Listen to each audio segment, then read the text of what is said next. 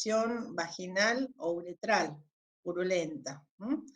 Generalmente este es un germen que es un diplococo, que está dentro de los leucocitos, y si nosotros podemos tener una bacteriología, podemos hacer un diagnóstico directo en el momento de la consulta. La siguiente.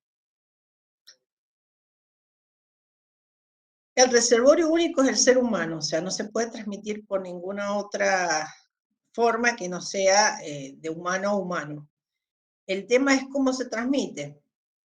O por el contacto sexual, por relaciones vaginales, penianas, anales u orales, y también vertical de la madre a hijo, no solo al pasar por el canal del parto, sino que la mamá está en íntimo contacto con sus secreciones con el bebé y, bueno, le puede, por ejemplo, producir una conjuntivitis por gonococo. La siguiente.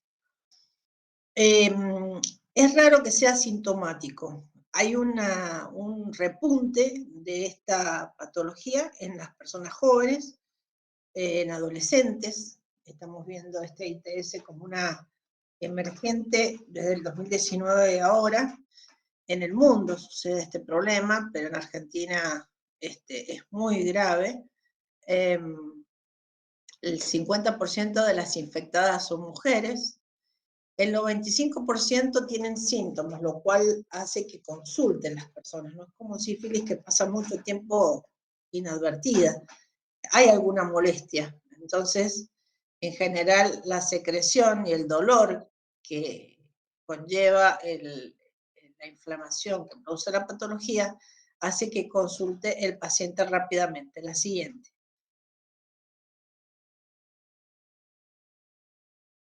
Bueno, produce una inflamación de la mucosa y de la submucosa, de la siguiente, por lo cual puede ir subiendo por la mucosa, el agente etiológico, y llegar, en el caso de la mujer, las trompas de falopio, y en el caso del hombre, al epididimo, y producir infertilidad. O sea que es un tema no menor, solamente no es solo tratar la patología porque es incómoda, sino porque puede traer secuelas y de hecho las trae. La siguiente. Desde que una persona tiene contacto no protegido, sin preservativo, con un infectado, pasan 2 a 5 días, porque en la sífilis son más, son 14 días en promedio, desde el momento del contacto infectante hasta que uno puede tener algún elemento clínico. Y acá en la secreción purulenta, ya sea vaginal o por la uretra, con ardor, dolor, a veces también vienen con ardor rectal o con una angina purulenta y dolorosa, ¿sí? La siguiente. Entonces, cuando nosotros nos consulta este paciente, si tuviéramos laboratorio, lo ideal es el examen en fresco de la orina o remitir a la paciente, por ejemplo, en el Carrillo le hacen el hisopado vaginal o uretral. Entonces, nuestro bacteriólogo nos va a decir si hay leucocitos o no.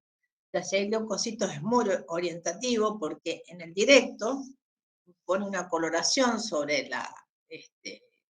el vidriecito que está viendo al microscopio y se ven los diplococos intracelulares y el diagnóstico no necesita cultivo ni otros medios específicos, ¿sí? Si hay pocos leucocitos, hay que considerar más bien una uretritis no gonocócica, la siguiente. Lo cual no quiere decir que no estén las dos cosas juntas.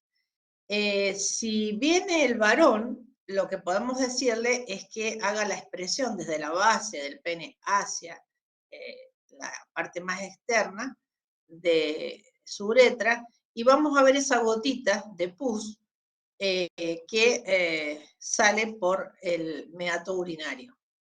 En el caso de la mujer, bueno, podemos ver a veces algún paño femenino que trae con secreción, o cuando ponemos el espéculo, ver venir la secreción desde el cuello. La siguiente. Nunca es asintomático, esto es lo bueno. hay pacientes que vienen con esta característica en el ojo, que es una conjuntivitis flicta anular, propia de la inoculación también del gonococo en el ojo, ya sea por vía sanguínea o una inoculación primaria, también puede existir en relaciones sexuales en las cuales intervienen secreciones por todos lados, ¿sí? Esto hay que preguntarlo a los adolescentes porque a veces no creen que tener contacto íntimo significa tener contacto con los genitales en otras partes del cuerpo, que no sean vagina y pene. Entonces hay que hablarlo un poco para saber por qué está con una determinada sintomatología clínica en un lugar que no sería el habitual. ¿Sí? La siguiente. Bueno, en la mujer es, digamos, muy fácil que se complique con salpingitis, con abscesos y enfermedad inflamatoria pélvica, hasta en un 20%. Hay pacientes que de esta uretritis, la secreción vaginal después comienzan con dolores articulares. Esto es más difícil, ¿por qué? Porque hay que hacer tratamientos más prolongados. Y hay pacientes inmunocomprometidos o con mucho inóculo, sobre todo de cepas resistentes, que pueden llegar hasta la septicemia. Así. Bueno, acá vemos una secreción típica de una mujer con flujo espeso, blanco, ardor intenso, y es más intenso si está durante su periodo menstrual. La siguiente. Cuando hay dolor en la parte baja abdominal con esta secreción, tenemos que pensar que además de la uretritis o de la vulvovaginitis, la mujer está cursando una enfermedad inflamatoria pélvica. Entonces ahí tenemos que despertar una alerta y dejarla internada para hacerle los estudios de imagen, y obviamente hay que tratarla con más antibióticos, no solo que cubran gonorrea, sino gérmenes anaerobios. En general, la consulta más común es por la secreción, la siguiente. Hay síntomas muy leves, hay personas que vienen nada más que por un poco de secreción y ardor, porque consultan precozmente. Pero las mujeres embarazadas pueden consultar por embarazos ectópicos, o mujeres jóvenes pueden consultar por infertilidad, porque ya tienen lesiones cicatrizales en las trompas. La siguiente. Hay una enfermedad diseminada, generalmente la hemos visto cuando son inmunocomprometidos, generalmente los VIH, poliartralgias o artritis, y a veces también hay lesiones cutáneas en palmas y plantas. La siguiente.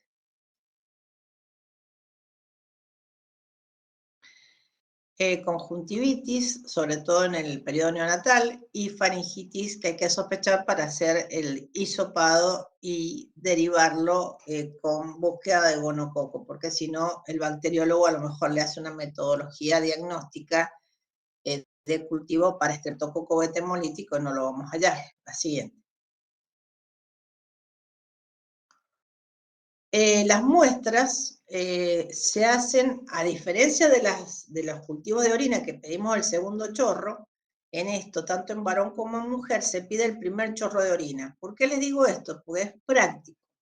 A veces cuando los mandamos a hacerse el frotis, ya sea uretral o vaginal, como están con muchos síntomas, porque les duele, les arde, no van.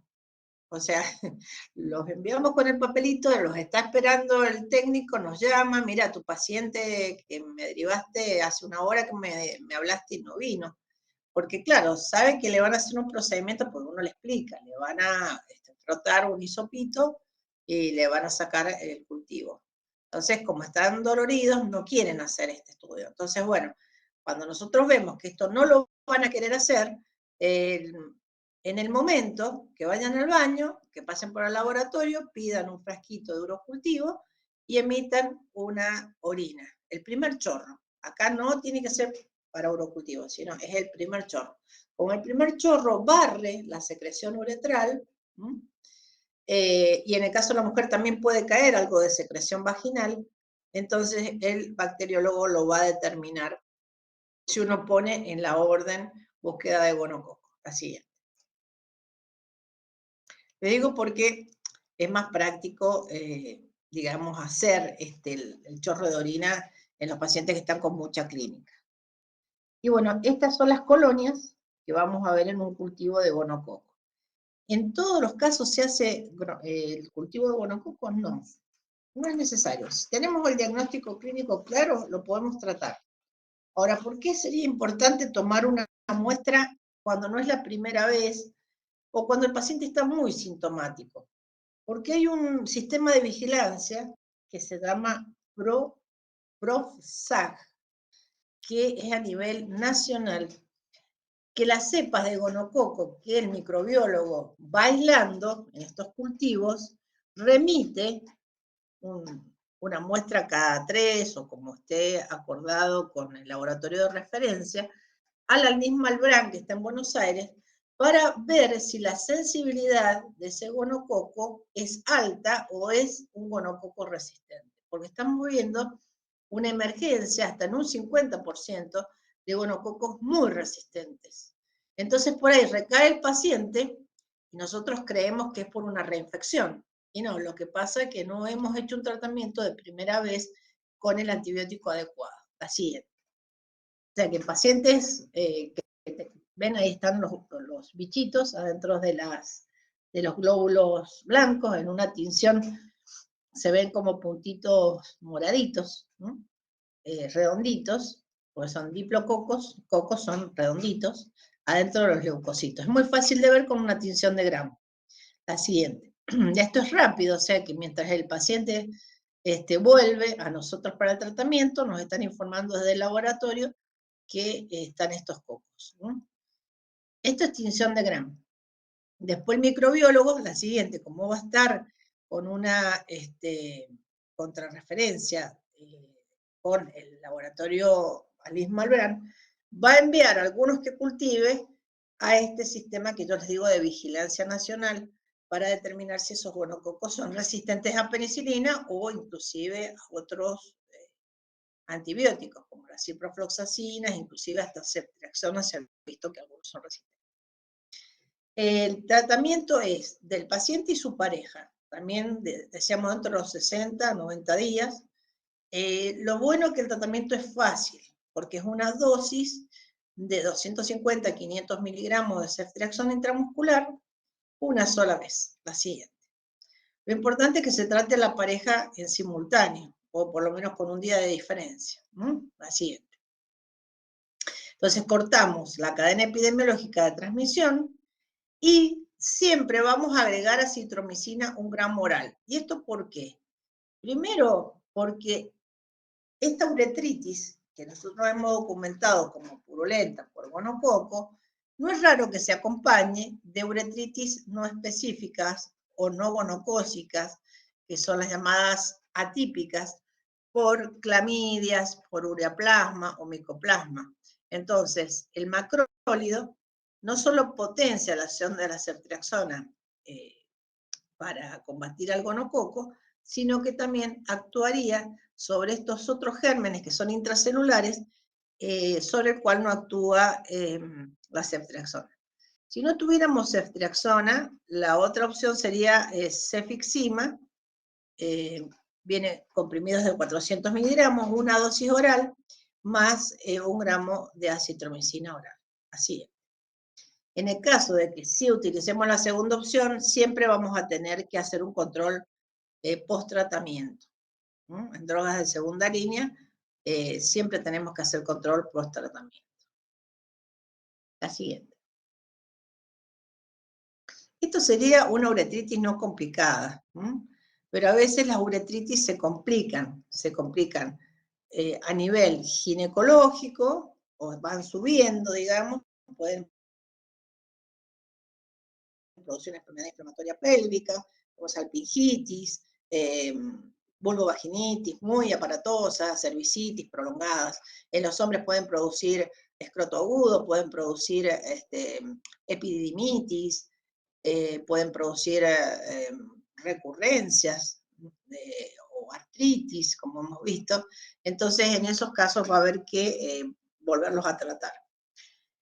Y el recién nacido, si es producto de una mamá que está en el momento del parto con la infección aguda, puede nacer con el gonococo, sobre todo en los ojitos, la siguiente. Por lo cual tenemos que hacer el tratamiento con colirios, de tetraciclina, nitrato de plata al 1% o eritromicina al 0,5% en las primeras horas del nacimiento. La siguiente. Las uretritis no gonocócicas son por gérmenes como las clamidia, la siguiente, micoplasma, ureaplasma. Las características, bueno, las especies de clamidia son muchas, pasarlas rápido porque hay para presentar que las clamidias producen otras enfermedades. Las que nos interesan a nosotros son las clamidias trachomatis, porque son las que van a producir linfogranuloma venéreo, que les había comentado que en el 2019 tuvimos un brote. Son organismos que sobreviven extracelularmente, la siguiente.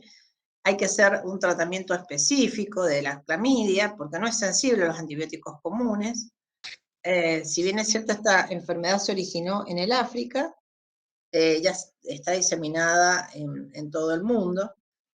No solo produce una enfermedad de transmisión sexual, sino que puede afectar al producto de la gestación. El periodo de incubación es de 1 a 4 semanas. Van a sentir el término abreviado LVG para referirla a la siguiente. Ustedes tratan de notificarla como linfogranuloma venéreo. Van a ver el paciente que concurre con esta aparatosa inflamación de los ganglios inguinales. La siguiente. O sea, no vamos a ver secreción tanto uretral, sino vamos a ver un componente de gran adenomegalia regional. Y el tratamiento puede ser simple con 2 gramos de acitromicina o doxiciclina 100 miligramos cada 12 horas, 14 días. Las otras opciones de quinolonas deben tratar de evitarse para el uso racional de antibióticos. Así. Bueno, las otras atípicas que producen también uretritis son Mycoplasma hominis y Uroplasma ureolyticum. Pueden producir enfermedad inflamatoria pélvica, pueden producir infecciones urinarias y pueden también, en el producto de la gestación, producir abortos o mortalidad en el neonato, la siguiente, porque producen coriomnionitis. Estos gérmenes pueden adquirirse por vía oral, por vía genital y por vía vertical.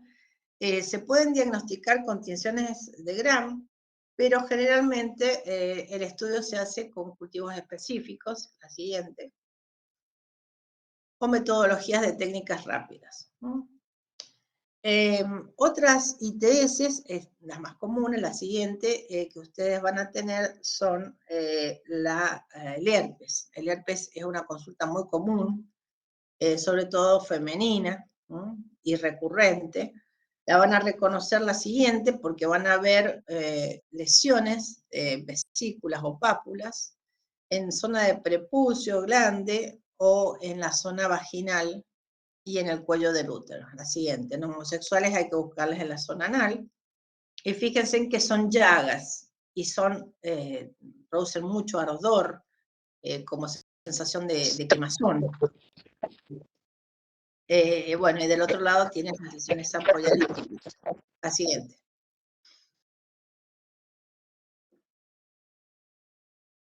Bueno, y después tenemos pitiriasis y sarna, o sea, las denominadas ladillas, que son los piojos de la zona genital.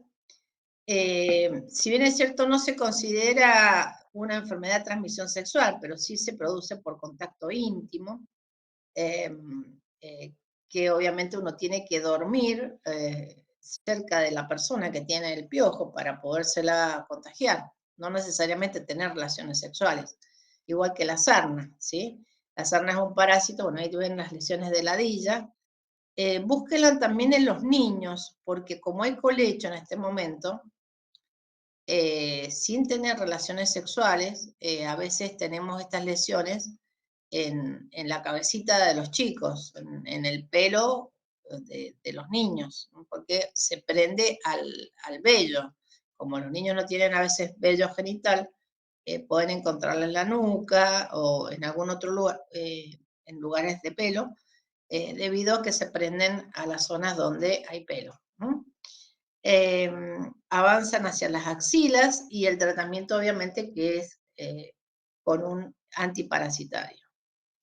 El chancroide o chancro blando, a diferencia del chancro sifilítico, es una enfermedad aguda de transmisión sexual en la cual la úlcera es dolorosa. ¿Se acuerdan que habíamos dicho que el chancro sifilítico no dolía? Y acá el fondo es sucio y hay generalmente un compromiso ganglionar linfático inguinal muy aparatoso. La siguiente. Las lesiones se producen por Haemophilus ducresi, que es el agente etiológico, y pueden ulcerarse tanto en la región genital como en la región inguinal. La siguiente. El tratamiento lo tenemos que hacer a la pareja, ¿no? También es sensible a citromicina, dosis de 1 gramo, o a ceftriaxona, 250 miligramos. Las verrugas también, esto es una consulta por la incomodidad cuando se tienen las relaciones sexuales o el paciente percibe que tiene estas lesiones exofíticas, a veces son húmedas, ¿no? A veces no hay una relación sexual, pero sí debe haber contacto piel a piel para la transmisión, ¿no? La siguiente. Lo importante es que las lesiones estas de HPV, en el caso tanto del hombre como de la mujer, pueden llevar al cáncer. Entonces hay que eliminarlas con cremas de imiquimod o derivarlas hacia el especialista dermatólogo que con criocirugía la seca. Entonces seca el virus y obviamente frena el mecanismo de transmisión. Se pueden contagiar al bebé y lo importante es decirle al paciente que si no se las trata y se las cura, pueden llevarle al cáncer. La siguiente. Bueno, y el VIH, que es todo un tema, acá sí es para que nosotros pongamos mucho el ojo en la pesquisa, siempre en la gestante pedir en los 3 trimestres, por el tema del cambio de parejas. Podemos utilizar pruebas rápidas, ya no es necesario pedir el ELISA, que pedíamos hace unos años para el screening. Se puede hacer una prueba rápida y de la prueba rápida, si es positiva, se la deriva al centro CONI o a un centro hospitalario para que le hagan carga viral. Siempre tenemos que tener en cuenta el binomio, o sea, pedirle si es positiva a la persona que consulta a su pareja sexual. Así es.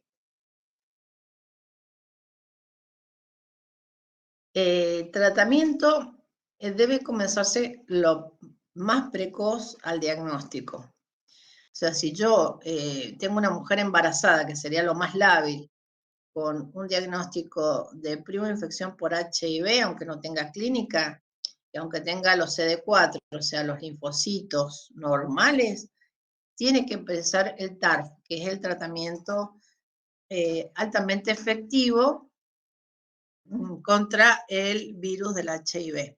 Porque esto no solo le viene bien a ella, sino que le viene bien al producto de la gestación.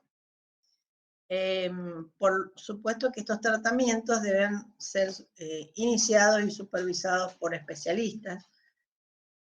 Pueden ser clínicos que hacen HIV o infectólogos. Y deben controlarse con cargas virales que obviamente requieren de centros con laboratorios específicos. La siguiente. Esto lo pongo nada más, igual que los esquemas, que ustedes los conozcan, porque puede venir una señora que está con estas drogas, entonces ustedes incentivarla a que sea adherente a la medicación, porque lo que nos pasa es que cuando empiezan con algún evento adverso, que de acuerdo sea embarazada o no, se elige un esquema u otro, se inician los tratamientos, apenas se hace el diagnóstico, se hace la carga viral, y inmediatamente del diagnóstico se inician tratamientos combinados Bueno, este es uno de los ejemplos, el dolutegravir con tenofovir, con 3-TC y FTC, pero no es para que lo recuerden, sino simplemente, a veces ustedes pueden traer con la cartilla de control de embarazo estas siglas, y bueno, uno lo que tiene que decirle a la paciente que no abandone su tratamiento, que por más que tenga efectos colaterales, que vuelva a su médico que le instauró el tratamiento y consulte a ver si le puede rotar alguno de ellos que le haga algún efecto colateral. Pero una vez iniciado el tratamiento, lo más importante es que la paciente sea adherente durante todo el embarazo, o si no está embarazada, durante todo el tiempo que el médico se lo indique. En general, el médico que a ustedes le han derivado al paciente va a buscar otras infecciones que tienen la misma vía de transmisión, concretamente hepatitis B, hepatitis C, hepatitis delta. Así que es bueno tener una cartilla completa con todas estas informaciones, y si ustedes ven que tiene dificultad en hacerse las serologías, bueno, en el centro de salud de referencia pueden hacerle por lo menos hepatitis B. Lo importante es saber si esa mujer tiene más de una infección, concretamente si tiene HIV y hepatitis B, habría que hacerle el antígeno E que se hace en los centros de referencia, y si tiene el antígeno E positivo, es altamente contagiosa para el bebé, es hepatitis B, y para los contactos sexuales. La siguiente.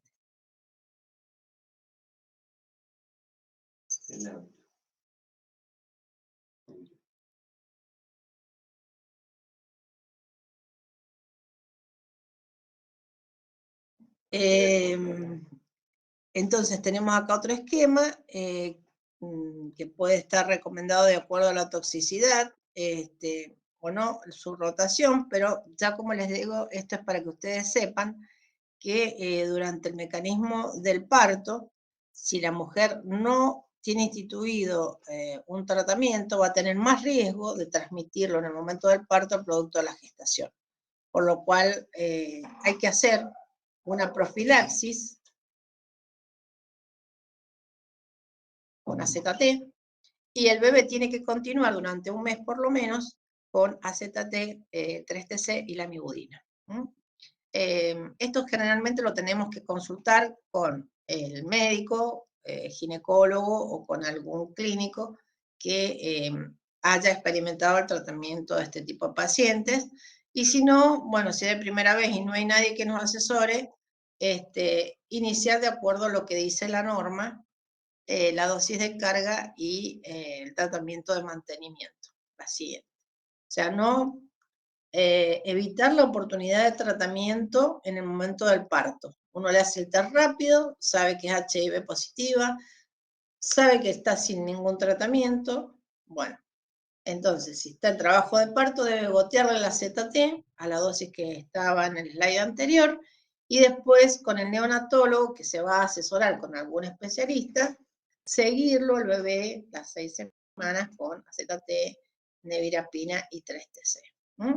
Nada más no es para que sepan dosis ni cargarlos con tanto detalle, sino para que si la embarazada no vino con ningún control, hacerle la prueba de HIV antes de que entre, o mientras está con su trabajo de parto, y si es positiva, colgarle la ZT y hacer el seguimiento del binomio, o sea, de la mamá y de su bebé. Así es.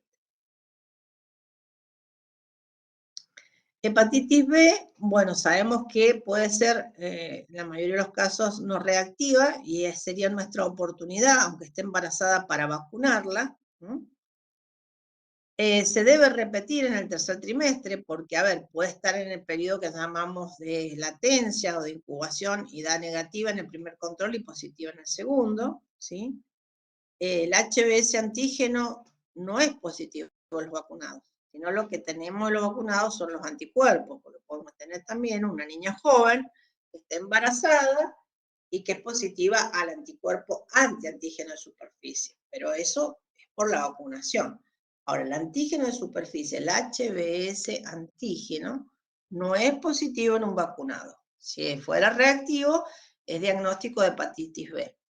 ¿Y qué me va a poner? Un semáforo en rojo para cuando esta señora tenga su bebé, porque además de tener que hacerle la carga viral a ella y otra serie de estudios, de hepatograma y derivarla a algún especialista clínico o hepatólogo, si estamos en el momento del parto, le tenemos que pasar al bebé no solo la vacuna, sino la gamma globulina. Ustedes saben que de la maternidad no se va ningún bebé sin su dosis de vacuna contra hepatitis B y la BCG, ¿sí?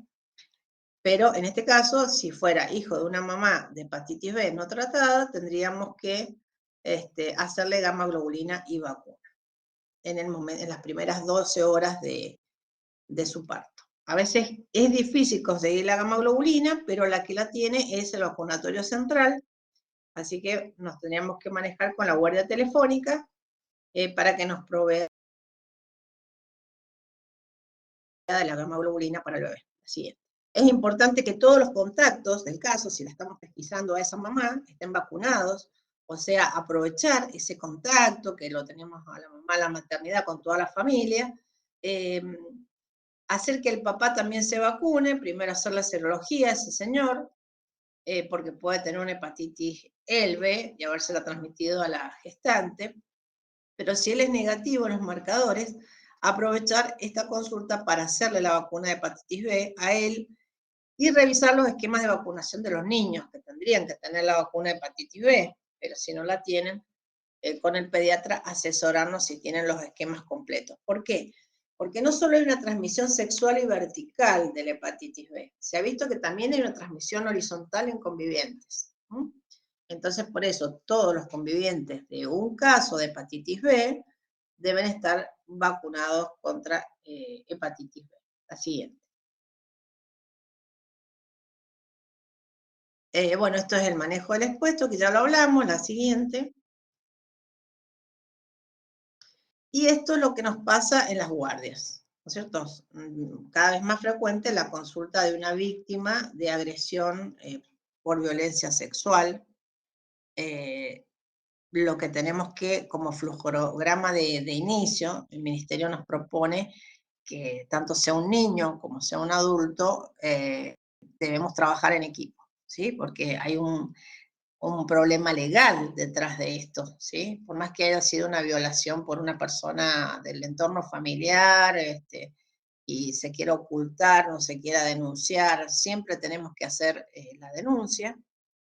Puede haber un compromiso en la integridad física y o psicológica de la persona, y hay que establecer con medicina forense un contacto rápido para la toma de muestras, aunque, como le digo, sea un familiar, porque a veces pasa que niegan y bueno, la única manera de saberlo es en ese momento que está en agudo el paciente y no se le ha hecho ningún tratamiento, ¿sí? Hay que manejarlo con un equipo que sepa el protocolo, que lo haya hecho, lo tenga escrito. En el protocolo van a participar el equipo, no solo del licenciado en obstetricia, sino el médico que esté de guardia, puede ser un médico infectólogo que asesore que sea telefónicamente, forense y farmacia, porque farmacia nos tiene que proveer del kit de urgencia, ¿no? La siguiente. Una vez que tomemos las muestras de sangre y de cultivos, tenemos que preguntarle a la paciente, porque tenemos que centrar como si fuera un accidente punzocortante, que a veces nos pasa a nosotros como personal de salud. A veces la paciente tiene serologías previas de hepatitis B o tiene vacunas de hepatitis B, tétanos. Si no lo tuviera o no lo recuerda, bueno, es la oportunidad de colocarle la primera dosis. Tenemos que prevenir también otras ITS, concretamente hay que hacer la profilaxis post-exposición de HIV, la siguiente, y de otras enfermedades de transmisión sexual. ¿Cuál sería la exposición más alta o de mayor riesgo? La que ha tenido contacto con sangre, con semen, con fluido vaginal o rectal, con leche humana, órganos o tejidos, líquido amniótico, cefalorraquídeo o cualquier fluido sanguinolento. La siguiente. En esta exposición con riesgo también puede suceder, aunque nosotros tenemos mala experiencia del personal de salud, también puede haber sido drogada la víctima violada, concretamente con alguna droga recreativa, y bueno, esto aumenta el riesgo de la transmisión del VIH, o puede haber sido mordida, tener lesiones de piel, ¿sí? La siguiente. Entonces, todo incrementa el riesgo. La profilaxis post-exposición puede ser o un adulto o un niño. Un niño debe ser manejado los antirretrovirales por el pediatra, porque deben ajustarse a dosis de kilo peso, tienen dosis, tienen medicamentos, formulaciones pediátricas en jarabe que facilita que el paciente lo tome, pero lo tiene que tomar por lo menos durante un mes. Los adultos está recomendado el tenofovir y la emtricitabina, un comprimido por día. Hay otros regímenes alternativos, lo importante es uno familiarizarse con el que tiene en el botiquín de emergencia de su centro de salud o de su guardia. Así. Y bueno, vamos a pedir en el momento del accidente la ELISA. ¿Por qué? Pues sabemos que, a ver, si la paciente en ese momento ha adquirido el HIV, le va a dar negativo.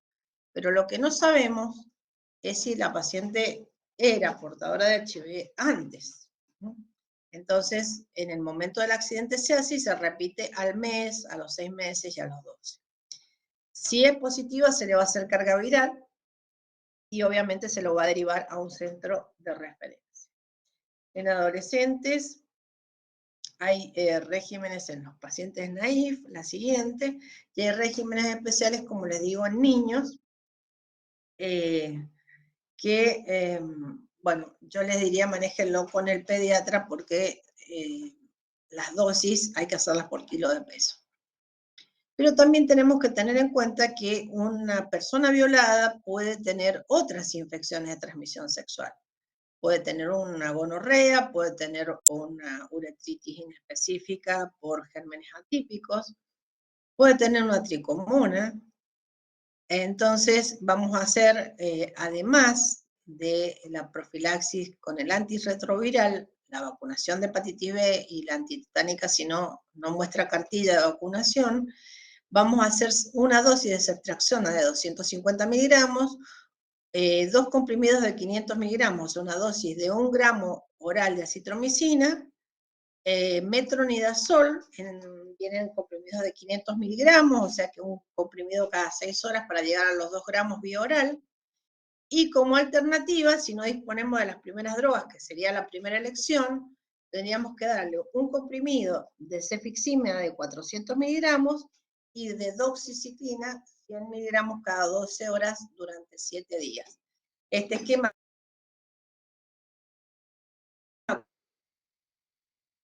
de que la paciente estuviese embarazada, ¿no? Que puede estar violada, pero saber nosotros por el test de embarazo que está embarazada de antes, o ella referirnos, o nosotros ver elementos clínicos de que está embarazada, no podríamos darle doxiciclina. La siguiente.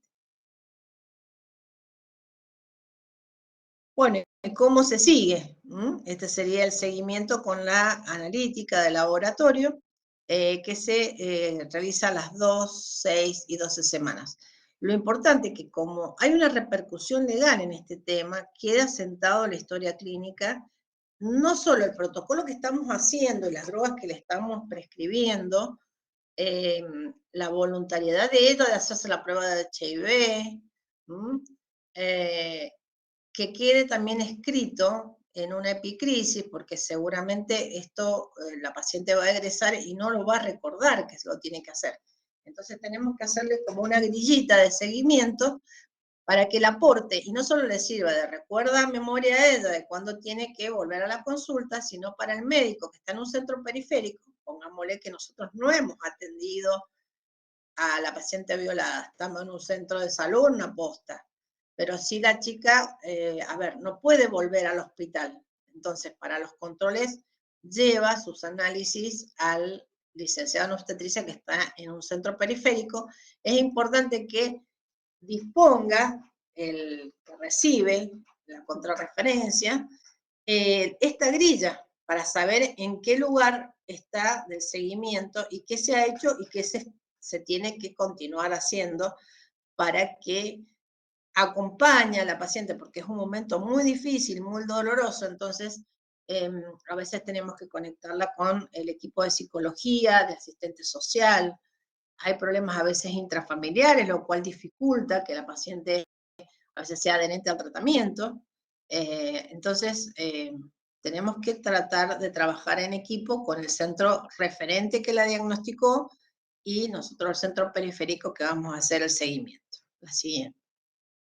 Pedirle otras pruebas como la BDRL y también vamos a pedirle la serología de hepatitis B. En algunos casos, si ha sido drogada, también se pide hepatitis C. Si tiene secreciones recurrentes, es porque a lo mejor con la primer tratamiento antibiótico no ha sido suficiente y hay que hacerle a lo mejor un cultivo post-control, post-tratamiento vaginal, porque puede haber sido infectado con un coco resistente o con alguna otra bacteria que no hemos cubierto eficientemente con el primer tratamiento de emergencia. Bueno, acá hay un homenaje y un agradecimiento póstumo al doctor Eduardo Pena, con el cual compartimos mucho el tema de las enfermedades ITS, que era referente en el Hospital de Encinas, y bueno, en vida del profesor José Morales, que bueno, eran el doctor José Morales, titular de la Cátedra de Infectología de la Universidad Nacional de Cuyo, de Ciencias Médicas, con lo cual, bueno, este tema lo venimos trabajando desde hace muchísimos años, tanto en el pregrado como en el posgrado, y bueno, son mis dos referentes, mucho de lo que sé lo he aprendido de ellos, de la gente del Muñiz, que también estuve en el consultorio de ITS. Una cosa muy interesante que aprendí del Muñiz, a pesar de que había muchísima consulta, porque era un consultorio de especialidad de ITS, es que ellos hacían una anamnesis, tenían escrito una anamnesis de las preguntas que yo se las voy a pasar en el tracks que lo va a disponer Gustavo. Tenían como una grilla de tips que preguntaban siempre, ¿no? Y otra cosa que hacían, el examen físico completo. O sea, lo ponían en un box al paciente, en el cual le daban una salida descartable, y lo revisaban, a lo mejor después se sacaba la ropa interior, pero digamos, desde el pelo hasta el dedo del pie, o sea, impecable. Tocaban los ganglios axilares, los inguinales, le miraban la boca con una linterna muy prolijamente, miraban los ojos. O sea, con esto les quiero apuntar que muchos diagnósticos los podemos hacer con la semiología, con lo que el paciente nos cuenta y con lo que nosotros vemos en el examen físico. Y el laboratorio no es que no sea importante, pero a veces nosotros, por estar seguros de determinadas cosas, que no está mal, diferimos los tratamientos. Entonces, dejar esa oportunidad tan preciosa de la primera entrevista, del primer examen físico, de esa confianza que vino a nosotros y nos está delegando en nuestras manos su salud, nuestro paciente, ser muy responsables, porque este problema, si lo derivamos a otro, es muy probable que se quede en el medio del paciente sin tratar y a su vez contagiando a otras personas. Entonces, la idea final para mí sería que tratemos de ser resolutivos, no tengamos miedo, trabajemos en equipo, siempre hay alguien para preguntar, si no es personalmente, por teléfono, WhatsApp, a veces me mandan fotos, es muy, digamos, práctico el tema de las fotos, la videollamada, Yo sé que no es como estar presencialmente, pero siempre vamos a tener alguien que nos puede escuchar y ser resolutivos, no tener miedo. Al contrario, el miedo es que están creciendo las enfermedades de transmisión sexual y nadie se está haciendo cargo. Y en una población muy vulnerable, porque hay otras poblaciones que son, digamos, más cuidadosas de su salud. En cambio, hasta en los medios socioeconómicos buenos, yo he visto sífilis, he visto HIV que se ha ocultado a propósito, ¿sí? Entonces, no creamos que esto no nos va a pasar. Alguna vez en nuestra práctica profesional vamos a tener que tomar decisiones difíciles, hacernos cargo, porque es un problema de una pandemia. Como tuvimos la pandemia de COVID, esto es una pandemia, las ITS son una pandemia en este momento. Quizás no con el marketing que tuvo el COVID, pero les puedo asegurar que está costando no solo muchas vidas, sino mucha morbilidad de inocentes. O sea, muchos bebés están naciendo con ITS que podrían ser evitables.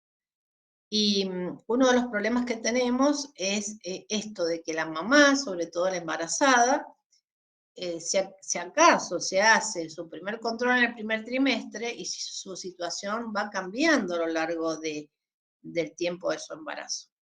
Entonces, también nos llegan muchas mamás que han tenido partos domiciliarios o que llegan sin ningún control. Bueno, entonces, hacernos cargo sería la idea que quiero dejarles. No tengamos miedo, sí seamos muy responsables, porque es un problema creciente. Y una idea final, ya que el viernes pasado, el último viernes de agosto, fue el día de la lucha contra el Chagas. Está creciendo el Chagas congénito. Entonces, nosotros somos una provincia de alto riesgo. ¿Por qué?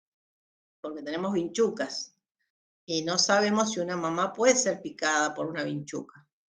En el primero, en el segundo o en el tercer trimestre. Entonces, en cada trimestre, pidámosle la serología de Chagas. Se piden 2 pruebas, JAI y ELISA.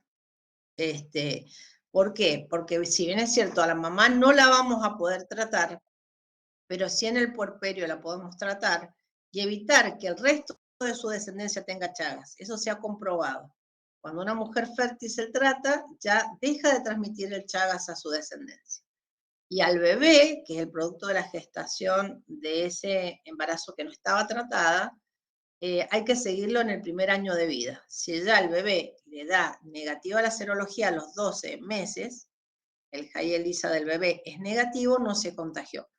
Y pedírselo a los hermanitos, porque posiblemente esa mamá viene de una casa donde hay vinchucas y los hermanitos, el papá, la tía, todos los convivientes puedan tener Chagas. Entonces ser un poco como, el asesor de esa familia para tratar de que esta patología se controle a nivel por lo menos perinatal. Porque ya la lucha vectorial la tendremos que hacer en equipo con el municipio que irá a fumigar esa vivienda o con servicio social, ¿sí? Bueno, estoy dispuesta a las preguntas. Gracias por su atención, por quedarse hasta esta hora. Y bueno. Bueno, gracias, doctora. La verdad que excelente, muy claro. Hay algunas preguntitas Bueno, en, dale, en el chat, después si alguien quiere agregar algo. dale. Bueno, una dice, cuando se completó el esquema completo de penicilina y hacemos seguimiento con BDRL mensual, ¿cuánto tiempo transcurre para que la BDRL dé negativa? Y si continúa dando reactiva, ¿cómo continuamos? Bien. Bueno, no es necesario que la hagas mensual, porque hay que también ser costo efectivo. La primer BDRL después del tratamiento se hace al mes. Y después a los 6 y a los 12 meses. Si no ha habido una reinfección, que eso, a ver, es muy difícil estar seguro, porque a veces los pacientes mienten, ¿sí? Entonces, si no ha habido una reinfección y después del sexto mes sigue negativo, hay que retratar. Porque ya sea que a lo mejor vimos un chancro, ¿sí? Y tratamos bien con una dosis de penicilina benzatínica porque era una sífilis temprana y primaria, pero no sabemos si esa mujer se reinfectó mientras nosotros le hacíamos el tratamiento. De hecho, ustedes mismos han dicho que la pareja a veces no concurre al tratamiento. Entonces, ¿qué tenemos que pensar? Más que en un fracaso del tratamiento, es que o ha cambiado de pareja y se ha reinfectado, o que la pareja que tenía estable no se ha tratado y sigue con otras parejas, ¿sí? Entonces, yo pondría el corte en los 6 meses. Haría al mes del tratamiento un control. A los 6 meses, otro control de BDRL. Si la BDRL viene en títulos bajos, a veces hay mucha carga de treponema y le cuesta más de 6 meses bajar. A veces son 8 meses. Pero si ya al año no ha negativizado la BDRL, tenemos que pensar que es una paciente a retratar, ¿sí? La otra, que pensemos en una reinfección y busquemos otras. A veces la mujer por miedo no lo dice, que tiene una pareja, otra pareja, además de la pareja estable, ¿sí? Entonces, abordarla a solas, preguntarle y ver estas circunstancias. Pero si estuviera correctamente tratada, como les digo, si hemos hecho un diagnóstico eficiente, que hemos visto un chancro, estamos seguros que una sífilis primaria, si no estamos seguros que una sífilis primaria, es preferible hacerle a esa mujer las 4 dosis de penicilina, una por semana, y nos aseguramos que es un tratamiento completo. Entonces, al mes le haría la serología de control, a los 6 meses la segunda, y ahí me tendría que negativizar. Si al año no me negativizó, ¿qué pasó? Ahí o se reinfectó, o la otra que necesita un retratamiento, que a veces pasa, ¿sí? Hay reactivaciones de sífilis. No sé si está clara la... Sí, acá tenemos otra. ¿Se realiza tratamientos de verrugas de HPV durante el embarazo? Sé que nosotros no podemos indicar la medicación, pero derivarlas sí hay que, pero sí derivarlas para tratamiento. Sí, muy buena pregunta. Se podría hacer tratamientos, acuérdense que no solo los tratamientos contra HPV son imiquimod, que no estaría indicado en una mujer embarazada. Hay tratamientos con láser, bioterapia, que, a ver, con cuidado se podrían hacer en una embarazada, porque ¿qué pasa? Si el bebé nace por el canal del parto y están estas lesiones, el bebé se va a infectar con el virus del HPV. ¿Y qué puede pasar con ese bebé? Recordemos que es un virus oncogénico. Entonces, en el primer año de vida puede hacer un cáncer laringio. O sea que no es un tema menor dejar a una mujer sin tratar. O sea, con todos los cuidados, el médico dermatólogo hará un tratamiento local, no farmacológico, pero mi sugerencia es que la de un especialista para tratamiento. Sí, los Ahora, ginecólogos puede ser, ¿no? ¿puedo agregar Sí, algo? sí, En el embarazo usamos ácido tricloroacético.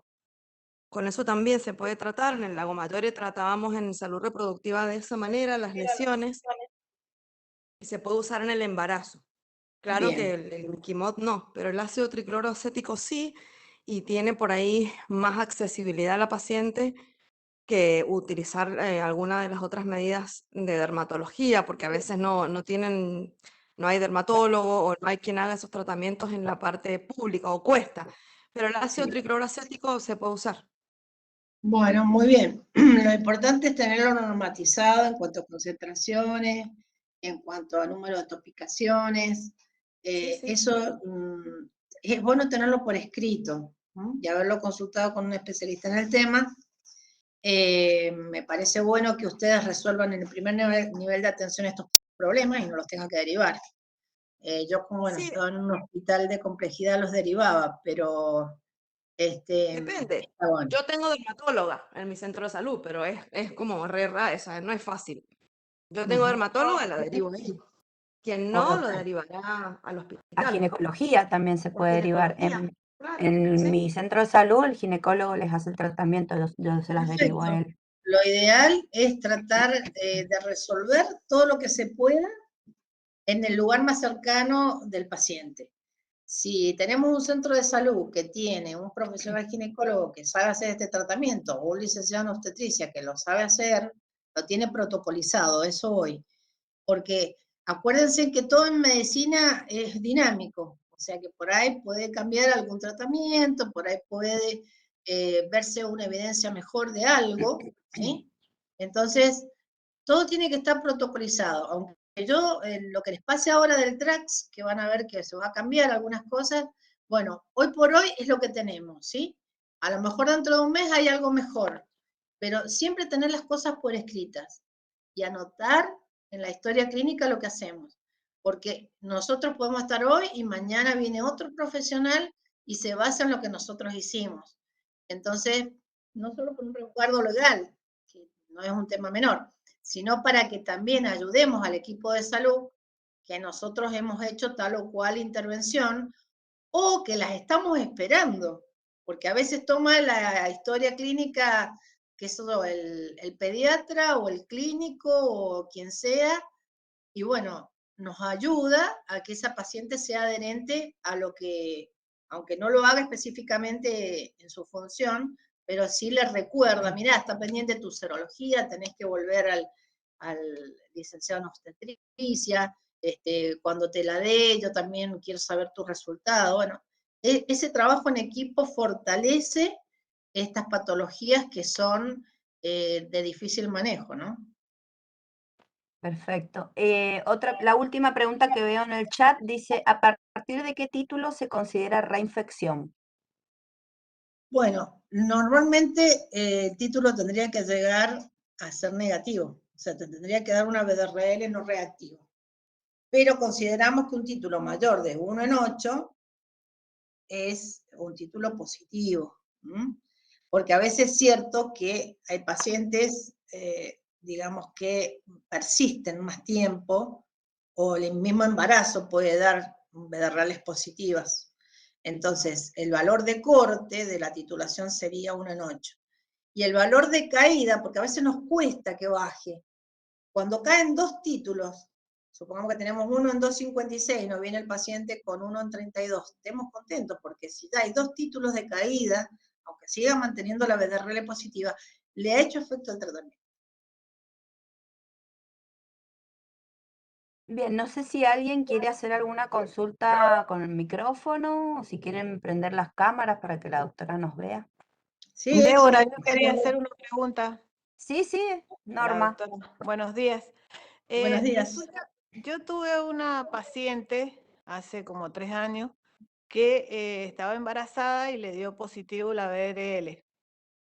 Yo agarré, hice el tratamiento con el doctor, con otro médico, hicimos el tratamiento a ella y a la pareja y las derivamos a un infectólogo. Y a los 3 meses volvieron y nos dijo que el infectólogo había dicho que por qué habíamos tratado a la pareja si había dado negativa en BRL. Entonces yo me quedé con la duda si existe la posibilidad de que la pareja no se contagie. Sí, existe la posibilidad, o sea, yo es como que jugara con la ruleta rusa con una bala en el cargador, ¿no? Yo siempre le voy a hacer el tratamiento a la pareja, porque si bien es cierto, puede no contagiarse, ¿qué es lo peor? Que se contagie. O sea, voy a tu consulta. Yo hubiese hecho lo mismo. ¿Cuál es el mal mayor?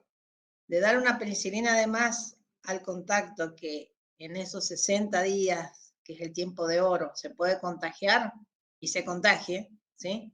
Y la reinfecte, a que me dé después negativo, sí, es cierto, no se contagió, puede ser que no se contagie, no en un 100% se contagia, pero el mal mayor es que se contagie y siga la enfermedad en esa persona y a su vez reinfecte a la pareja que yo traté. O sea, Claro. no está mal Yo lo me que has quedé con hecho. esa duda y pensé, No está mal digo, lo que has hecho. Por eso yo le digo que seamos resolutivos en el primer nivel. O sea, yo veo una paciente con un chancro, la trato. La BDRL me va a llegar al mes. Y después voy a tener que pedir la FTA-ABS, ¿sí? Bien. Suponete que la BDRL me dio negativo. Es que a veces hice el tratamiento tan precoz que no alcanzó a subir los anticuerpos. A ver si me explico. Suponete, yo veo el chancro. que habíamos dicho Acordate el que periodo de de ventaja. 2 a 4 semanas suben los anticuerpos. Hice el tratamiento Ujú. tan precoz que no llegó a subir tanto los anticuerpos para ser detectable en el método de laboratorio. Pero yo vi el chancro. Bien. Ujú. En esos 60 días trato a la pareja. Bueno, la pareja puede no haberse contagiado, pero si el tema hubiera sido distinto, que se contagió, y vos perdiste los 60 días, que es el tiempo de oro, para que no se reinfecte la persona que estás tratando, y a su vez esta pareja, si tiene otras parejas, no vaya diseminando la enfermedad. O sea, la teoría que es BDRL negativa, FTA-ABS negativa, sí, sería lo ideal tenerlo en el momento. Pero si vos tenés una paciente aguda, como te digo, con un chancro, esta situación no vas, o sea, vas a tener los dos elementos negativos. O sea, recién a las 4 o 6 semanas vas a poder hacer el diagnóstico con serologías. Por eso, si vos tenés la clínica, lo tenés que tratar. Si el otro no se infectó, mejor. Pero si se hubiese infectado, cortás la cadena epidemiológica de transmisión del hombre que pueda tener otras parejas y del hombre que tiene esta pareja que la puede reinfectar. O sea, lo hiciste bien, o sea, las opiniones a veces son controversiales porque yo digo, ¿vieron cuando uno ve el diario del día después? Bueno, sí, ya está, o sea, la noticia es evidente que pasó, qué sé yo, bueno, todos la reportaron. Pero cuando uno tiene frente el paciente y está en ese dilema, que el paciente no va a volver porque tiene un problema no solo de salud, tiene un problema socioeconómico, de pareja, tiene un montón de bollo atrás, ¿sí? Seamos resolutivos, no tengamos miedo de tratar. Es una dosis de penicilina benzatínica.